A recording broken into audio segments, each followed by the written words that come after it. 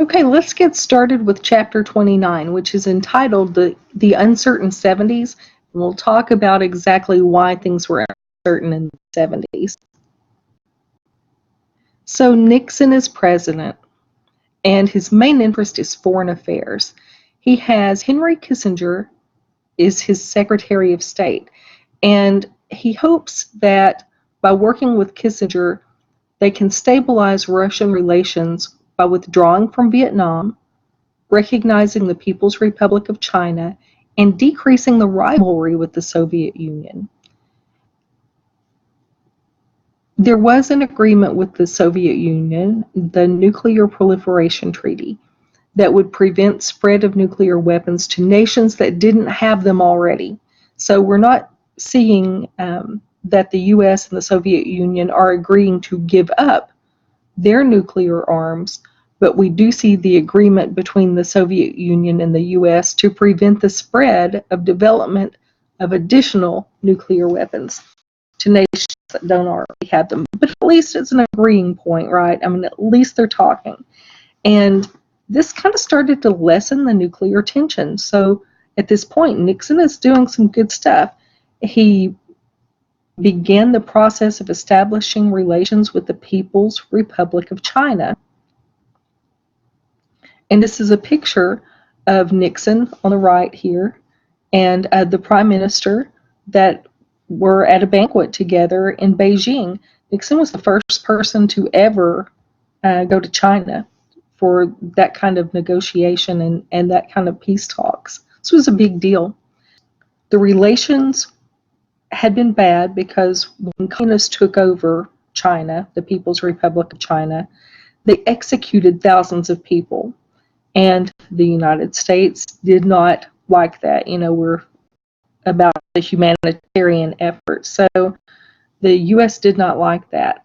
And when Nixon announced he would visit Beijing, it was such a big deal. There was very little accomplished during these discussions, but the fact that he went was a huge deal.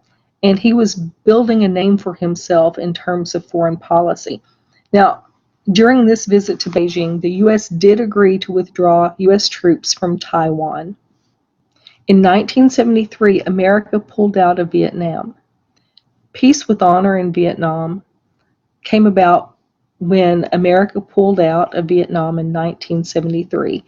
Nixon had no interest in continuing the war, but he didn't want to lose it. So in March '69, Nixon secretly ordered the bombing of Cambodia. So the idea was that it would hamper military operations in South Vietnam, despite publicly announcing that the U.S. would begin withdrawing from Vietnam. So he made the announcement that we're going to withdraw, but instead of withdrawing, we bombed Cambodia. Again, it goes back to not wanting to lose, but not wanting to have to fight either. That leaves Americans in the middle. And Nixon is trying to take the U.S. back to the idea of conservatism. We're coming off the 60s with the hippies and the free love and all that stuff. And he's the one, as I mentioned in the last chapter, who referred to college radicals for protesting and letting their hair grow long and looking pretty unbathed and stuff. He called them bums. And, we hear the phrase, and we joke about it sometimes in my home, get a job, hippie. It was a common phrase back then. But anyway, so the Nixon presidency wants to return to that conservatism because there's some structure in that. Less protest, more structure. So that's what he's looking for. He starts this new federalism program, which sought to downsize the federal government by transferring some entitlement programs to states. But the Democrats controlled Congress, and they did not support this, so didn't get through. In terms of domestic moderation, Nixon actually spent more for welfare programs, including a Supplementary Security Income Act, gave a check to the elderly, blind, or disabled who were not already getting another federal benefit. And also, Nixon supported a family assistance program that would give the poor $1,600 a month. The Democrats didn't think it was enough, and the Republicans thought it was too much, so that didn't pass either. And something else it's not on here, but it's worth mentioning. Nixon is the president who signed into effect the Title IX agreement, or the Title IX laws, that created sports for girls. So, he did do some good things when he was in office, and tried to do some other good things. Also part of the Nixon presidency, our first Earth Day, April 22nd, 1970, was all part of this new environmentalism idea. We were learning new things about the environment that we'd never known before, like the effects of DDT on wildlife, bug spray. And we had the Clean Air Act of 1970 that came into play to control emissions from automobiles that were polluting the air. Also created the Occupational Safety and Health Act, or OSHA, which set work standards for employees and for factories. And Nixon's presidency also set up the Environmental Protection Agency, which administered anti-pollution programs. Then in the 1972 election, this is Nixon's run for re-election, Nixon won against McGovern. So now we got to talk about Watergate, which was, what Nixon's presidency will always be remembered for. Nixon had his operatives break into Democratic Party headquarters. He wanted to kind of spy on them, see what they had planned. Now, it's ironic that he easily beat his Democratic opponent. He was so worried about it, if he just laid off and had not had them break into the party headquarters, there wouldn't have been an issue. But, hindsight is 2020. So anyway, so Nixon has his operatives break into the Democratic Party headquarters. The Democrats had the majority in both the House and the Senate, and they immediately began these impeachment proceedings. Nixon tried to kind of stop this process, so he ordered his Attorney General Richardson to fire the special independent prosecutor Cox. Richardson and then the Deputy Attorney General both refused to fire Cox, and both resigned. Finally, the Solicitor General, Robert Bork, actually did do what Nixon asked and fired the independent prosecutor. That's part of a Watergate problem. Also, during this time, Vice President Spiro Agnew is having his own problems with the IRS for tax evasion and this payoff scandal, so he resigned. Now, before we move on to impeachment, I should say that at Spiro Agnew's resignation, Gerald Ford was appointed vice president. So now we're up to the impeachment of the Watergate scandal. And so there are these, it's funny, actually, they've released the transcripts of these recordings, and they have these tapes of him too that are released to the media. And so for the first time, people, the public, could see and hear a different Nixon. There's the Nixon that's very political and wants your vote, and then there's the Nixon talking behind the scenes that's cussing, and he seems confused at times and kind of wishy-washy and weak. And so the public doesn't like the Nixon behind the scenes, so this gives them that look. And it, in addition to giving the public this look at Nixon that they don't really like, it also reveals his involvement clearly in the Watergate scandal. So he resigned to avoid impeachment hearings.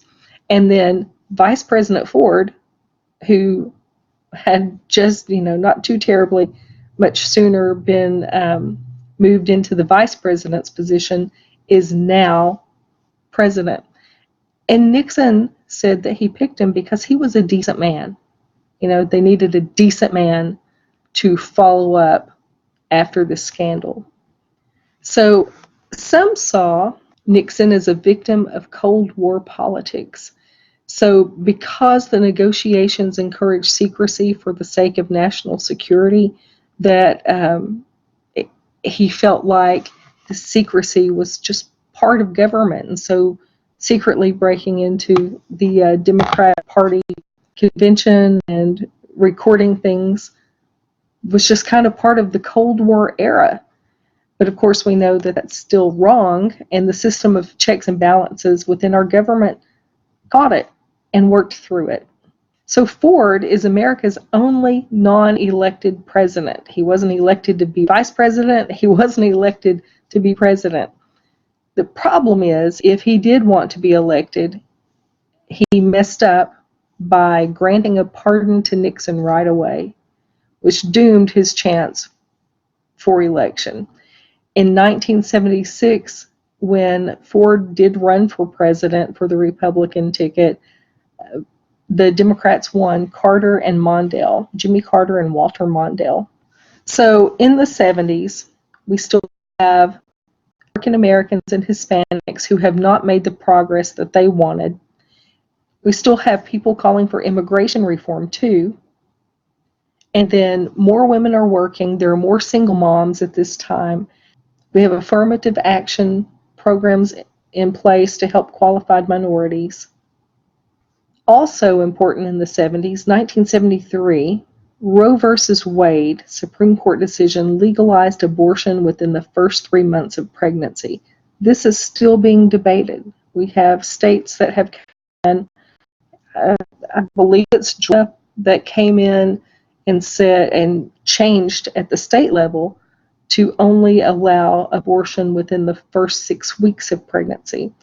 And the argument there is that many women don't know within the first 6 weeks that they're pregnant. So it'll be interesting to see how that plays out when it reaches the Supreme Court too, because it will remain contested until it gets there. And we also have this me generation where personal fulfillment becomes the most important thing. And this is a picture of pro-choice advocates parading in the 1970s. Also, during the 70s, we have the Sun Belt of the South and the Southwest that becomes wealthy. And a shift in population from the Snow Belt, which is the Northwest. So we've got retirees moving south because it's better weather, lower taxes, and lower cost of living. And some of those states in the South and the West don't even charge state income taxes, like Florida, Texas, Nevada. So there are some reasons to move. Our electoral college is based on population. That moving can change power shifts. So political power does shift with population. Also in the 70s, we have a developing energy crisis. Oil is the American way of life, and we have a lot of dependency at this point on Saudi Arabian oil. So we start developing energy alternatives like geothermal, wind, and solar. So we start to see in the 70s a rise in general consumer prices. Energy costs make all the prices go up. If it costs more to run energy to operate the factories, then that cost is going to be passed on to the consumer, as well as labor costs that are passed on to the consumer. This stable prices seem to depend on keeping unemployment high. So as I've mentioned, in 1976, Jimmy Carter and Walter Mondale were elected to the offices of president and vice president. Jimmy Carter really made things informal at the White House. He'd be seen wearing jeans and sweaters around, which was really uncommon. So it made things less formal at the White House. And he was a peanut farmer from Plains, Georgia, before being governor of Georgia and then ultimately being elected president. This Southern lifestyle was one that he carried with him to the White House. And his family was really unique. He had a brother named Billy that had a beer company. It was Billy Beer. Anyway, it was an interesting time. There was a sitcom in the 70s as well. If you can find it anywhere, you can look it up and see a little bit. I mean, it really reflects the era pretty well. It was called Carter Country, and it was pretty interesting. I think you'd like it. Anyway, his domestic policies were a problem because he didn't work well with Congress, and he had not served in Congress.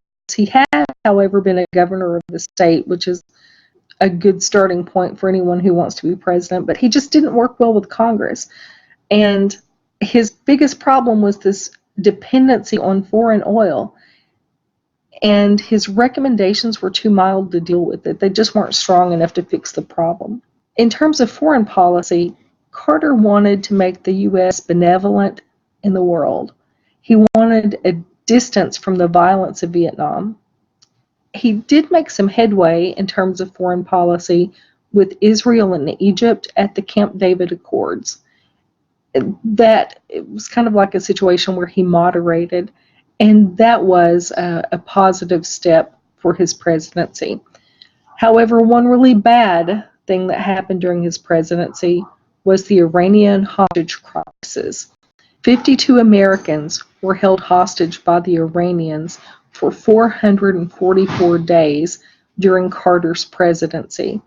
These Iranian activists took the American embassy hostage. So with Carter serving as president, the Iranians holding 52 Americans hostage, the Cold War resumes.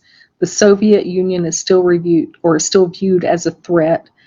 And it wasn't until Inauguration Day for Ronald Reagan, before those hostages were released. Ronald Reagan won the 1980 election, and the hostages were released during his inauguration. And Reagan, I see, is spelled wrong on these slides. It should be Reagan. That brings us to the end of chapter 29.